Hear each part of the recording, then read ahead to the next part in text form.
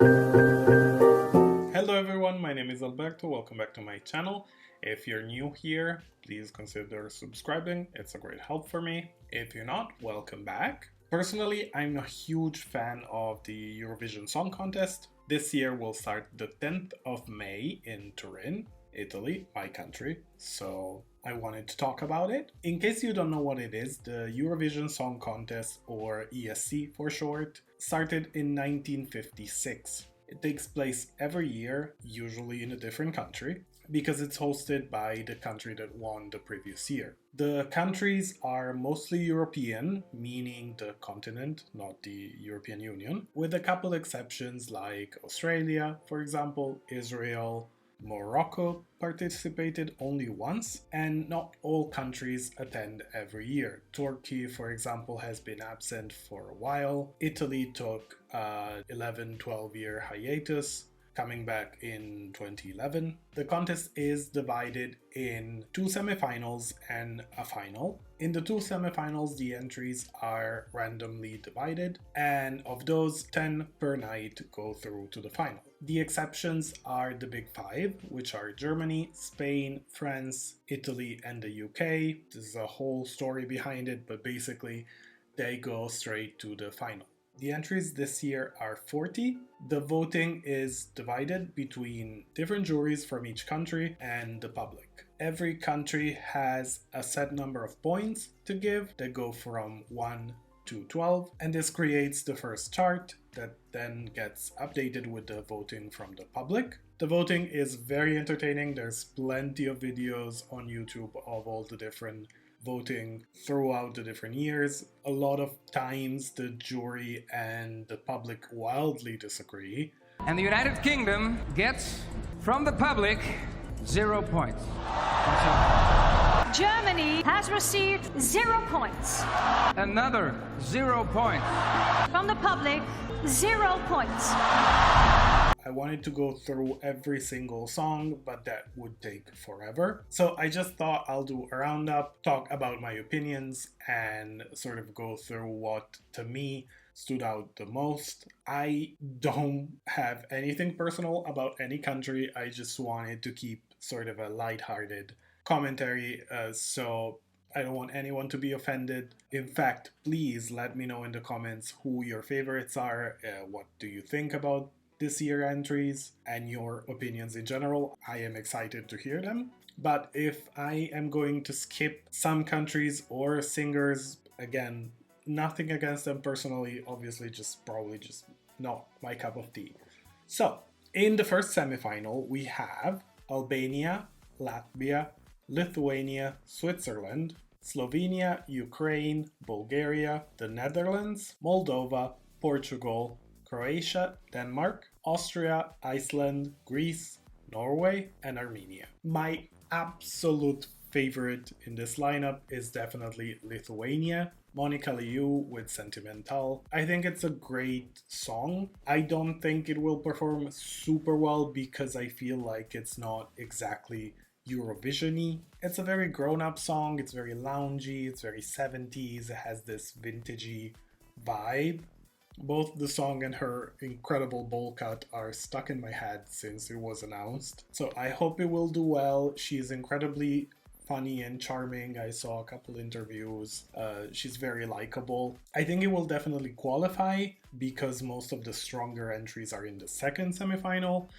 However, I don't think in general we'll do that great, which is a pity because I do really like it. Another notable one is Albania. Ronela Hayati with Secret. Albania usually does pretty well. They definitely have a very recognizable sound and type of song they seem to send every year. However, this year is a bit updated, a bit more modernized. They added a couple English lyrics as well as some more modern beats. And Ronela, as most Albanian performers, is incredible, so she will definitely go through to the final, and I believe she will place quite high in the final as well. Ukraine is another one that will definitely qualify. I do like Klaus Orchestra with Stefania, although honestly I preferred the first entry for Ukraine. She decided to not participate, after the situation between Russia and Ukraine started due to political pressures.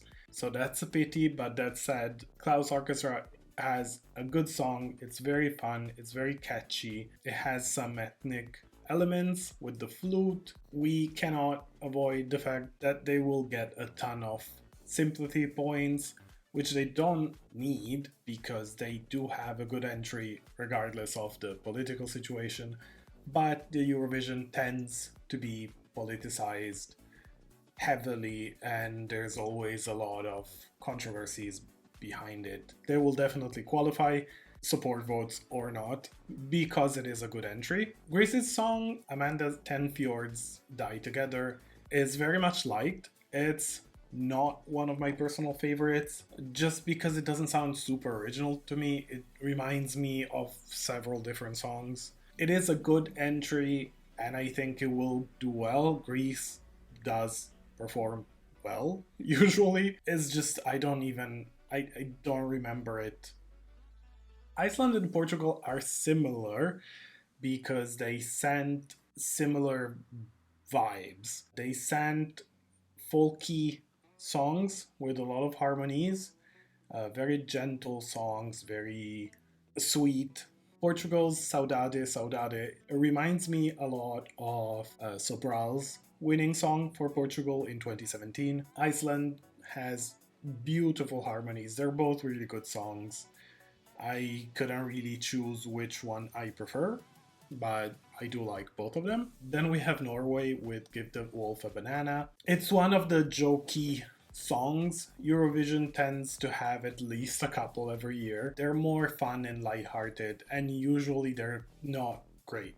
But although it's not my favorite genre, they have a real catchy song, they have choreography, they have fun costumes, and the song gets stuck in your head. So I do think they will do decently. The second jokey song is Latvia's Eat Your Salad, which people find very funny. If you heard it, you know why. I get the vegan meme of it all. However, it's a bit childish to me. It's something that you chuckle the first time you hear it and then it's like, okay. I understand the vegan message behind it, or at least what they wanna pass for a message, but it's not for me. I'm sorry. Austria will bring Halo, which is a nice song. It's very DJ heavy, which is something that might hurt it in the live because it's difficult sometimes to make it come across as you want, but it is a good dancey song. Switzerland sent a sad ballad, but is not as good as last year's.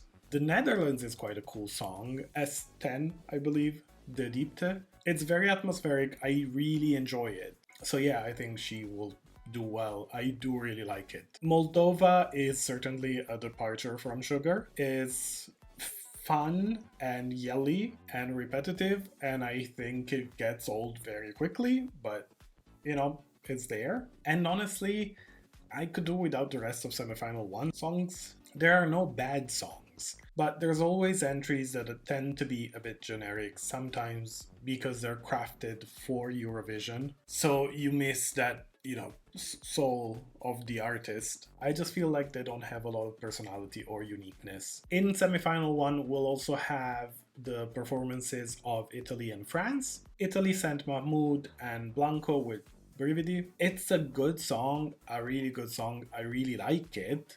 I know it performed very well on Spotify globally, and I do like it, but I cannot really judge it fairly because since it was chosen in Sanremo, I've heard it so many times since that I don't think I can give it a good analysis. France is probably my favorite song in the whole contest this year. They will bring Foulen, which is a song in Breton, I believe. It's techno, electro Frenchness. It's witchy, it's ethnic. It ticks all the boxes for me. I do not think it will win because from what I saw, it hasn't been received as well as last year's entry from France. But I am so happy they chose this. It's a big departure from what they usually bring, and I really, really, really like it. And it also reminds me of some of the French artists I used to listen to, which are more on this electronic, tectonic sort of vibe. I have to say that one of the good things about last year's win is that Italy always sends song in Italian. It's a stipulation of the Sanremo contest. They have to bring songs in Italian only. And this means that most of the times it's difficult to translate them in a way where they sound decent. So they tend to be only in our language. And this is something that's become quite rare at Eurovision. It used to be 90% songs in English. Usually you had Italy, sometimes San Marino, and Albania, and a couple others that kept trying to bring their own language, but it became something very rare. And the good thing about Måneskin winning is that now a lot of the songs are in native languages, especially ones from like the Netherlands, which used to only bring English, and I think that's so refreshing and nice. Grateful for that. In semifinal 2, moving on, we have Finland, Israel, Serbia, Azerbaijan, Georgia, Malta, San Marino, Australia, Cyprus, Ireland, North Macedonia, Estonia, Romania, Poland, Montenegro, Belgium, Sweden, and the Czech Republic. I don't personally care about any of the rock songs this year. That said, people seem to appreciate Finland's the most. I remember Erasmus, they had a big hit years ago, but Jezebel, it just sounds a bit generic to me. So Israel sent the winner of X Factor, which might contribute to my feelings towards the song. It sounds okay, it's very commercial. It has a standardized sort of I'm unique message, which is great, but you know, let's be honest, it's not rare. And to me, it just sounds like a very produced, sort of Frankenstein-y mashup of Gaga and Katy Perry. So I do like Serbia a lot. I think Constructas in Corpore Sano is very cool. The Latin kind of stops at the title, but great. The lyrics are very fun and smart. I do like her vibe, her presence on stage. So it's a very, very good entry. Will it perform well? Honestly, I don't think so, because again, it's not something I would associate with Eurovision, but I like it a lot. Azerbaijan, Poland, Estonia, and Australia can kind of join Switzerland in the sad boy pile. It's a lot of sad boy ballads. They're good songs. They sound nice. Pretty much all of them are good singers. It's just I'm bored. I don't listen to any of them. Again, my personal taste. Obviously, people love them and they will do well. I think especially Australia's Sheldon Riley seems to be the best vocalist between all of them. Georgia sent a very funky song, generic funky. Malta is there. Malta does usually pretty decent at Eurovision. It just, I feel like this entry is kind of weak. San Marino sent Achille Lauro, which is a choice. He did participate in Sanremo and got an incredibly low score, so he tried again going for San Marino. In case you don't know, San Marino is a country enclosed within Italy's territory, and they held a contest to choose their representative in Eurovision. He won. I don't particularly like him. He kind of irks me, but you know. I do like Cyprus compared to what they usually send. I know everyone just immediately thinks of Fuego when they think of Cyprus, but I think this year is a bit softer. It's still catchy. It's not in English or Spanish. It doesn't sound as Beyonce-y or Gaga-y as Diablo or Fuego, but I do really like the song, so I think will do okay. We'll have to see, just because again there's so many great ones in the second semifinal. I think some good ones that would deserve to pass will kind of be knocked out. Ireland is very teen pop. I can see it do well on TikTok. It's too repetitive for me, but you can listen to it and enjoy it. Belgium is interesting, especially after last year's disappointment with Hooverphonic, which flopped undeservingly. They deserved much more. It's kind of a Y2K R&B throwback. That's quite nice. Sweden, according to most people, is the favorite to win. Hold Me Closer is a good song. Cornelia's raspy voice makes it a bit more special. I do see what there is to like there. It's just, to me, doesn't sound like a winning song. But again, I wasn't a fan of Arcade and it did incredibly well. I like her. It's a good song. I can see it coming like third, but yeah, people love it. Czech Republic is quite dancey and fun. I do like it. In the second semifinal, the remaining 3 of the big 5 will perform as well. Germany is there. I don't care for it. UK is trying not to be last for once, and they sent a decent song with a great singer, so that's nice. And Spain sent Chanel with Slow Mo, which is the best song they sent in many, many years. Chanel is a great performer. The song is nice, is modern, again, compared to what they used to send. It's definitely a contender for the win. People like it a lot. We'll see how the live goes, but I think this will place very high. It's not my personal favorite, again, only because it's very repetitive and it's kind of slightly empty. Because again, it's a poppy song. It's a bop, but you know, there's nothing wrong with it. These are the ones I honestly remember.